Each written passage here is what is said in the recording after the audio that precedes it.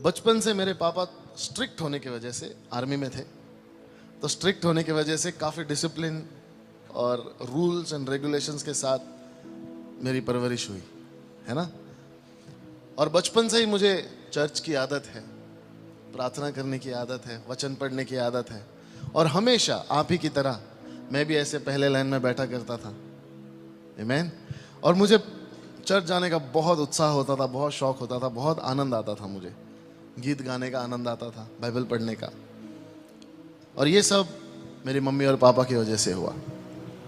Hallelujah. बचपन से ही मुझे वचन की सीख मिली, प्रार्थना में मैं आगे बढ़ता गया और धीरे धीरे करके मैं कीबोर्ड बजाने लगा। वो जो कॉन्गो नहीं आता, आप देखे ट्रिपल, वो भी मैंने बजाना शुरू किया और धीरे धीरे मुझे बहुत अच्छा लगता था म्यूजिक बजाना। मेरे पापा भी बजाते हैं, तो ऐसे करके मैं आगे बढ़ता गया, स्कूल में बढ़ता गया, पढ़ाई में भी बहुत अच्छा था। लेकिन एक समय के बाद ऐसा एहसास होने लगा कि मेरे घर वाले जो है रूल्स एंड रेगुलेशंस बहुत ज़्यादा हो गए, है कि नहीं। ये मत करो, वो मत करो, दोस्तों के साथ मत जाओ, खेलने मत जाओ, ऐसा मत करो, वैसा मत करो, ये मत करो, वो मत करो। तो मुझे थोड़ी परेशानी होने लगी।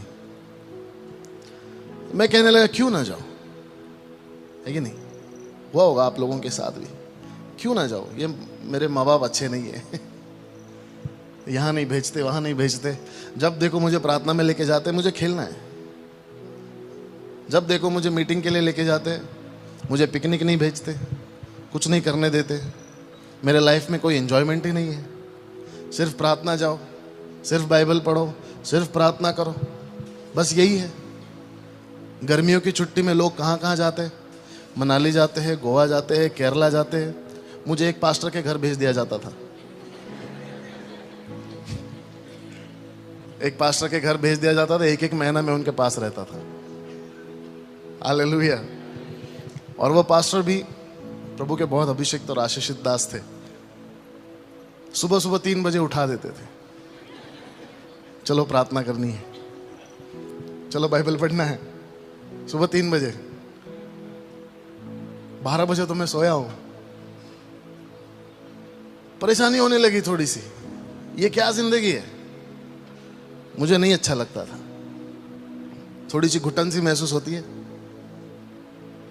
फिर धीरे धीरे जैसे मैं बड़ा हो गया, मेरे दोस्त बन गए। और ये मुकाम जो होता है जिंदगी में, ये सबसे खतरनाक मुकाम होता है, जब आपके दोस्त बनने लग जाए। तो कुछ मेरे दोस्त बन गए जिन्होंने मुझे 7वीं में सिगरेट पीना सिखाया। जब मैं 7वीं में था, 7th में, मैंने सिगरेट पीना शुरू किया ऐसे ही। और धीरे धीरे मैंने देखा कि मेरे दोस्त मुझे किसी भी बात के लिए मना नहीं करते।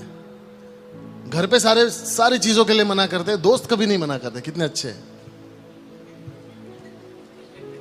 है कि नहीं। दोस्त कभी भी मना नहीं करते। और मैं उनके साथ बहुत मजे करता था। और जैसे जैसे मैं बढ़ता गया, एक क्लास से दूसरी क्लास, 7वीं, 8वीं, 9वीं, 10वीं तक आने लगा, तो मेरी हालत थोड़ी बिगड़ती गई। दोस्ती बढ़ने लगी, परमेश्वर से दूर होता गया। संडे को मैं वर्शिप करता था, कीबोर्ड बजाता था। जैसी चर्च से बाहर आ जाए, दोस्त, और फिर उसके बाद सिगरेट पियो, फिर शराब पियो, और धीरे धीरे करके ड्रग्स की भी आदत लग गई। और जब मैं 10वीं में था, तब मुझे ड्रग्स की आदत लग गई। बहुत अच्छा लगता था मुझे जब मेरे साथ 8-10 लोग घूमते थे मुंबई के सड़कों पे। आप जानते हैं मुंबई शहर, वहाँ पर बड़े बड़े लोगों से दोस्ती होना बहुत बड़ी बात मानी जाती है। और मेरे दोस्त भी होते थे सारे गुंडे और लफंगे, जिनके साथ रहकर मुझे ऐसा लगता था कि ये मुझे किसी भी हालात से बचा लेंगे, मुझे छुड़ा लेंगे, मेरे लिए लड़ लेंगे ये लोग, है कि नहीं। एक होता है कि ये मेरे साथ है, ये भाई मेरे साथ है। मुंबई में भाई लोग होते हैं, यहाँ पर पता नहीं, मुंबई के भाई लोग होते हैं। ये मेरे साथ है, ये मुझे बचा लेगा, मुझे कुछ नहीं होगा। जब भी मेरी किसी से लड़ाई होगी, ये सब मेरे साथ खड़े होंगे। तो इनसे मेरी दोस्ती बढ़ने लग गई। और धीरे धीरे मुझे रियलाइज हुआ कि ये जो मेरे दोस्त है ये कोई मामूली दोस्त नहीं है, बहुत पहुंचे हुए हैं। हर हफ्ते किसी की खबर आ रही है, इसने इसको मार दिया, उसने उसको मार दिया। और मैं तो रोज इनके साथ उठता बैठता हूं। आज इसको जेल में डाल दिया, आज इसको तड़ी पार कर दिया। ऐसी जिंदगी जी रहा हूं मंडे टू सैटरडे। और संडे का सुबह का जो 3 घंटा है वो मैं बहुत पवित्र बन के आराधना करके कीबोर्ड बजा के। अगर आप मुझे संडे को देखोगे आप यकीन नहीं करोगे आप वही मंडे वाला मार्क है। और अगर आप मंडे को देखोगे तो यकीन नहीं करोगे ये वही है जो आराधना करता है। हालेलुया।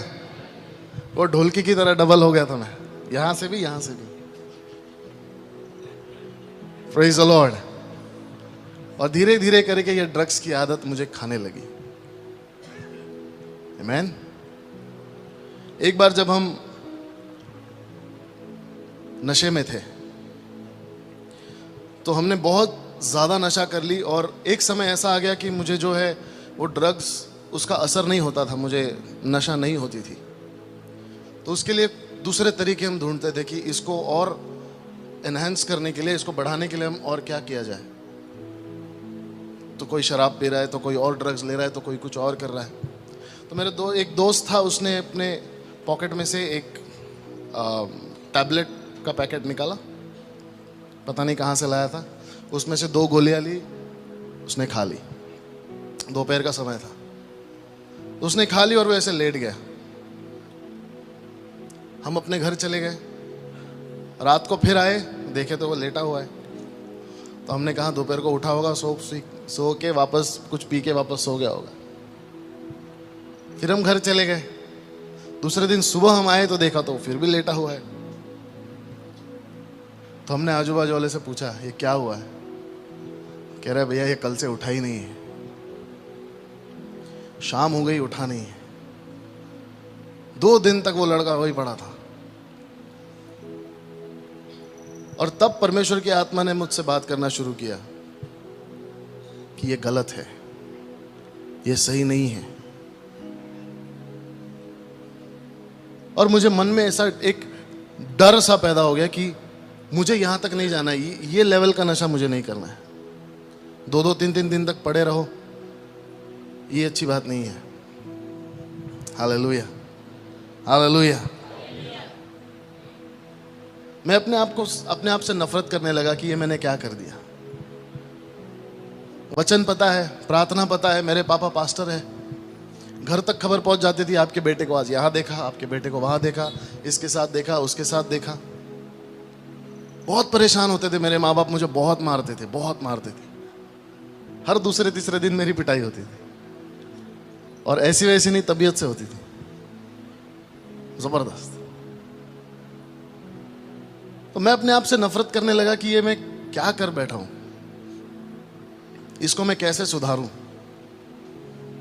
लेकिन एक बात है, जो बचपन से मेरे माँ बाप ने मुझे आदत लगाई चर्च जाने की, कलीसिया में आने की, वचन पढ़ने की, प्रार्थना करने की, पहले अच्छा नहीं लगता था, लेकिन वही वचन मुझसे बात करने लगा। वही वचन पवित्र आत्मा मुझे याद दिलाने लगा। वही वचन ने मुझे बताया कि जो तू कर रहा है वो गलत कर रहा है। हालेलुया। प्रभु की आराधना करता था, कीबोर्ड बजाता था, लेकिन फिर दुनिया के मार्गों में, फिर दोस्तों के पास, फिर सारी गलत चीजों में। मुझे रियलाइज हुआ कि मैं जो कर रहा हूं ये बहुत गलत है। आप लोगों को भी होता है कभी कभी, जब आप गलती कर देते हैं तो हमको रियलाइज होता है कि हमने जो किया वो गलत किया। और वो पवित्र आत्मा होता है। पवित्र आत्मा हमें बताता है कि आप जो कर रहे हैं वो गलत कर रहे हैं। और वही पवित्र आत्मा ने मेरे जीवन में काम करना शुरू किया। मैंने कहा प्रभु मुझे बदलना है, मैं सुधरना चाहता हूं। और उस समय मैंने निर्णय लिया और 3 महीने तक मैं घर से बाहर नहीं निकला।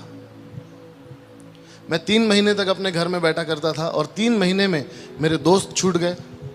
और उस 3 महीने में मुझे पता चला कि मैं कोई एडिक्ट नहीं हूं किसी चीज का। शैतान ने मेरे मन को ऐसे प्रोग्राम कर दिया था कि तुझे जरूरत है, तुझे ड्रग्स चाहिए, तुझे ये चाहिए, तुझे वो चाहिए।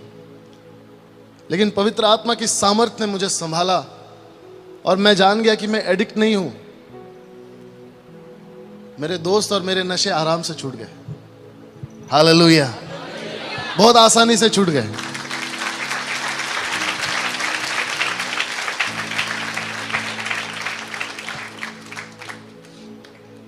और जिस जगह पर हम ड्रग्स लेने के लिए जाते थे, आज परमेश्वर ने उसी एरिया में मुझे एक सेवकाई दी है।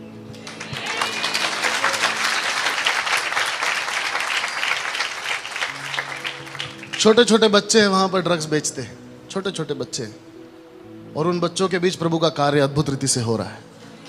हालेलुया। और हमारा विश्वास है कि आने वाली पीढ़ी जो है ये ड्रग्स फ्री पीढ़ी होने वाली है। आमीन, ये मेरा विश्वास है। उस समय 3 महीने में परमेश्वर ने अद्भुत रीति से मेरा इस्तेमाल किया, और 3 महीने तक मैं कुछ भी नहीं करता था। मैं सिर्फ अपना कीबोर्ड और मैं दिन के 8-8, 10-10, 9-9 घंटे कीबोर्ड बजाता था। कभी कभी 12 घंटे, 14 घंटे बस कीबोर्ड बजाता था, सिर्फ इसी रीजन से कि मुझे बाहर नहीं जाना है, मुझे दोस्तों से नहीं मिलना है। और उस समय मैंने कहा, प्रभु मैं अपना जीवन तुझे देना चाहता हूं। कीबोर्ड मैंने अपने आप से सीख लिया, गाना भी गाना मैंने अपने आप से सीख लिया, जो भी था थोड़ा मोटा बजा लेता हूँ, गा लेता हूँ, और ये प्रभु ने मुझे सिखाया। और उस समय जब मैं आराधना कर रहा था, जब मैं प्रैक्टिस कर रहा था, तब प्रभु ने मुझे एक गीत दिया कि यीशु तेरे करीब आने से जिंदगी मेरी बदल गई।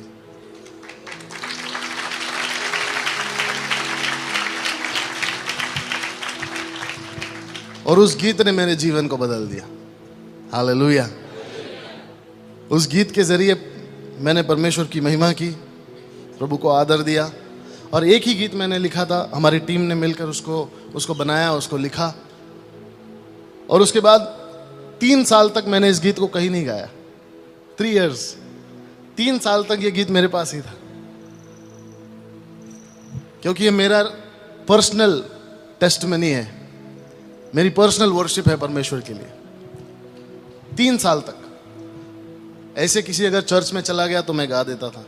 हमारे चर्च में गाता था, छोटे मोटे जो घर की कलीसिया होती है वहाँ गाता था। तो किसी ने सुना और कहा कि आपको इसको रिकॉर्ड करना चाहिए। मैंने कहा मेरे पास पैसे नहीं है, इसको बनाने में काफ़ी खर्चा आता है। और उन ज़माने में एक सीडी आती थी, सीडी पता है आपको? एक सीडी आती थी ना, सीडी गानों की, आप लोगों ने घर में चलाई होगी, कार में चलाई होगी। तो उस सीडी में 7-8 गाने होते थे। अरे मेरा एक ही गाना है, मैं एक गाने के लिए क्या सीडी बनाऊंगा, तो कहाँ से सीडी बनाऊंगा? लेकिन प्रभु की आत्मा की गाइडेंस के हिसाब से हम आगे चले। प्रभु ने हमें बताया क्या करना है, कैसे करना है, और इसका हमने वीडियो बनाने का सोचा। और जब वीडियो बनाया, शुरू हमने 0 से किया। मेरे पास 5,000 रुपये थे, उससे हमने शुरू किया, और चलते चलते 1 लाख रुपए तक हमने सिर्फ एक गाने के पीछे खर्चा कर दिया। 1 लाख रुपए। ये तकरीबन 6-7 साल पहले की बात है। तब शायद हम तभी मिले थे मेरे ख्याल, उसी दौरान 1 लाख रुपए तक मैंने खर्चा कर दिया। और जब गाना ख़त्म हो गया, पूरा बन गया, तो मुझे लगा कि मैंने बहुत बड़ी गलती कर दी, इतना पैसा मेरा चला गया। क्योंकि 1 लाख में तब पूरा एल्बम बन जाता था 6-6, 7-7 गाने का। जब मैंने ख़त्म किया तो मुझे लगा बहुत बड़ी गलती कर दी, ये मैंने नहीं करना चाहिए था। तो मैं थोड़ा निराश था, थोड़ा अपसेट था। फिर भी हमने उसको YouTube पर डाला। 15 अगस्त के दिन हमने उसको रिलीज़ किया। और जब रिलीज़ किया तो पहले ही दिन 24 घंटे के अंदर उसके 25,000 व्यूज़ हो गए। 25,000 व्यूज़ इन 1 डे। 25,000 लोगों ने उसको देखा। तो मुझे थोड़ी तसल्ली मिली। और 2 महीने तक, 2-2.5 महीने तक ये सिलसिला चलता रहा। 25,000, 15,000, 20,000 लोग रोज़ उस गीत को देखते थे, रोज़ उसको सुनते थे। और धीरे धीरे ऐसा हुआ कि मुझे मैसेजेस आने लगे, कमेंट्स आने लगे। आप देखते ना यूट्यूब पर कमेंट आते हैं, फेसबुक पर मैसेज आते हैं। तो एक रात को मैं जब मैसेजेस स्क्रॉल कर रहा था तो उसमें मैंने एक नाम देखा जो मसीही नाम नहीं था। मैंने उस मैसेज को ओपन किया तो उसमें लिखा हुआ था, brother thank you for the song, very blessed, God bless you. मैंने उसको थैंक यू रिप्लाई करके मैं सो गया।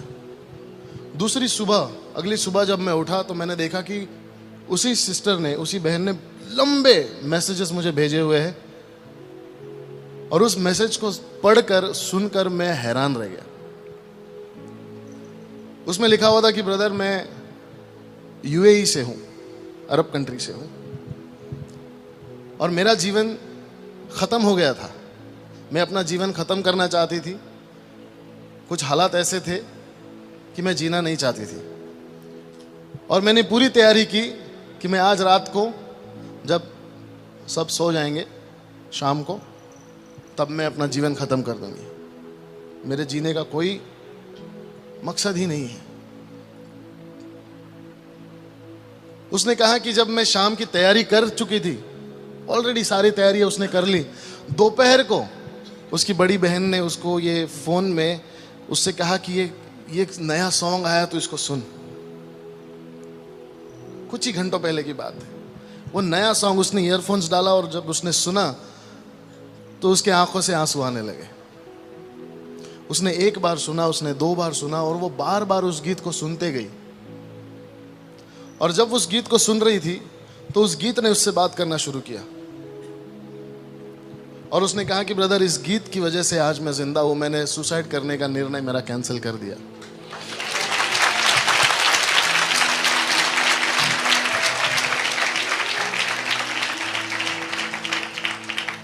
वो मैसेजेस आज भी मेरे पास है, और उसने कहा कि मैं अपना जीवन प्रभु को दूंगी। मैं अपने जीवन का अंत नहीं करूंगी, मैं जीवन प्रभु को दूंगी। उस समय मैंने प्रभु के पास जाकर मैंने क्षमा मांगी कि प्रभु, मैं कुड़कुड़ाया, मैं अपसेट हो गया, मैं निराश हो गया कि मैंने इतने सारे पैसे गवा दिए। लेकिन प्रभु, अगर इस गीत की वजह से एक आत्मा भी तेरे पास आता है तो ये मेरे लिए बहुत आनंद की बात है।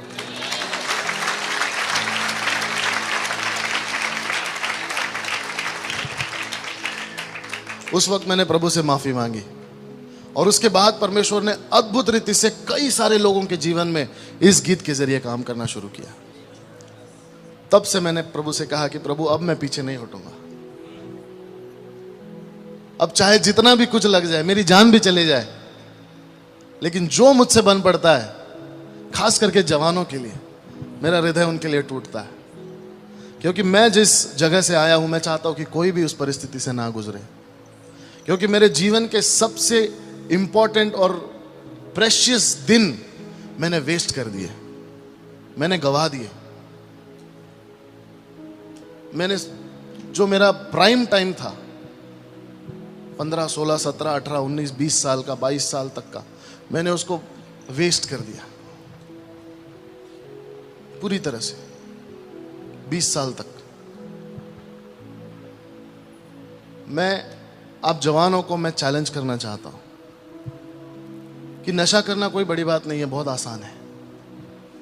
रिलेशनशिप में रहना कोई बड़ी बात नहीं है, बहुत आसान है। माँ बाप से बगावत करना कोई बड़ी बात नहीं है। प्रभु के लिए जी के दिखाओ तो मैं मानूं।